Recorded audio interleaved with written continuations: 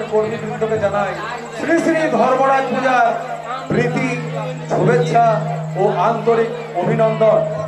শ্রী শ্রী ঠাকুর রামকৃষ্ণ পরমহংসদেব ও দেবী মা শারদার আশীর্বাদ মাথায় নিয়ে বাবা ধর্মরাজ, মা মঙ্গলচণ্ডী, মা মনসা দেবী, শ্রী শ্রী ভগবান দাস বাবাজি আশ্রমের শ্রী শ্রী গোপাল ও মা দক্ষিণা কালীর চরণে শতকোটি প্রণাম নিবেদন করে শুরু করছি 1433 বঙ্গাব্দের সর্বশ্রেষ্ঠ অশ্রু সজল সামাজিক যাত্রাপালা জ্বলছে চিতা।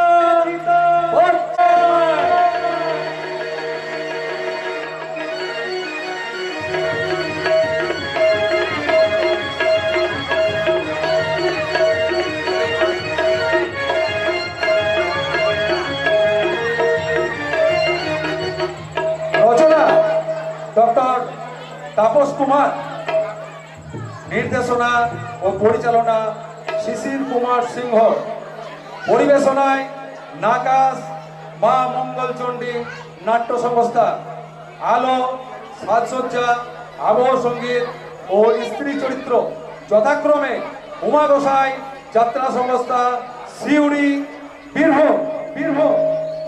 মঞ্চে রাম ডেকোরেটার্স নাকাশ।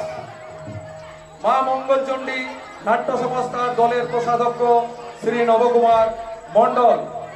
তাই আর বিলম্ব না করে শ্রী শ্রী ঠাকুর রামকৃষ্ণ পরমহংসদেব ও দেবী মা শারদার আশীর্বাদ মাথায় নিয়ে শুরু করছি নাকাশ মা মঙ্গলচণ্ডী নাট্য সংস্থা পরিবেশিত, ডক্টর তাপস কুমার রচিত এবং শিশির সিংহ নির্দেশিত পরিচালিত জ্বলছে চিতা বাজছে সানাই।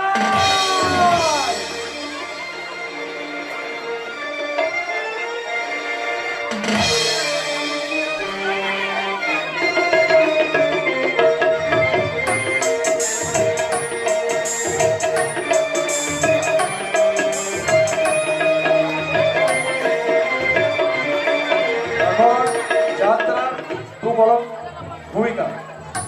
দরিদ্র নীলাম্বর ঘোষাল 12,000 টাকা কেরানির মাইনের চাকরি করতেন। তার পরিবারে 3 ভাই আর কুড়িয়ে পাওয়া তার এক বোনকে নিয়ে খুব সুখেই সংসার করছিলেন।